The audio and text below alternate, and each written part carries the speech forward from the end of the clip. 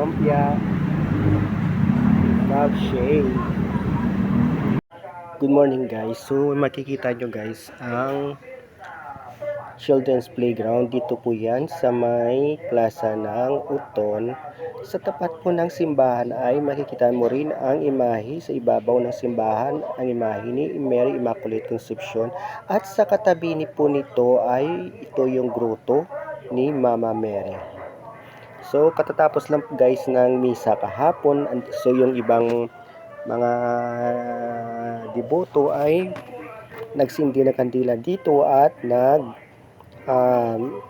pray po. So meron din po mga tao nagtatambay dito at pumasok po ako sa isang room na pwede po kayong mag-pray at manalangin, mga rosary. Ayan. So ito po yung makikita niyo po sa grotto, may nag-pray po na statue. Ayan, tapos nagsi-selfie po ako dyan guys. And then meron doon isang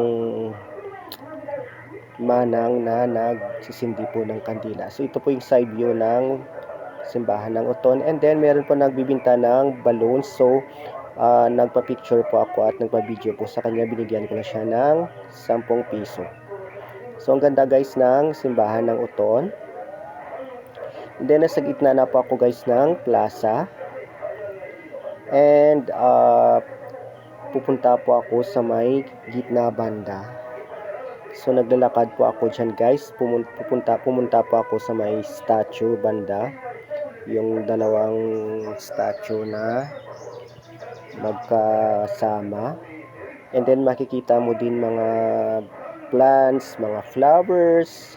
Napaka-greeny ng environment. Ang dami pong mga puno. So ang ganda guys. And then ang mga landscape, ang ganda din siya guys. So meron po kasi nagmi-maintenance dito, kaya maganda po yung mga flowers, mga plants dito. And then bumili po ako ng snacks guys. So ayan, meron po akong lumpia, meron po akong french fries at saka milk tea. So kinain ko na po guys yung aking snacks. And then makikita nyo din mga gandang mga flowers. Ayan.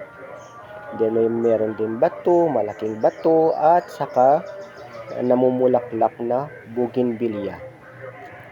Then meron po mga basurahan dyan para ma-maintain po yung kalinisan. And spotted din yung mga statue at mga koi fish dito po sa plaza ng Uton. And then si Jose Rizal. So ayan guys, makikita nyo po yan lahat dito po sa plaza ng Uton. Ang ganda po ng mga koi fish, ang laki po. So that's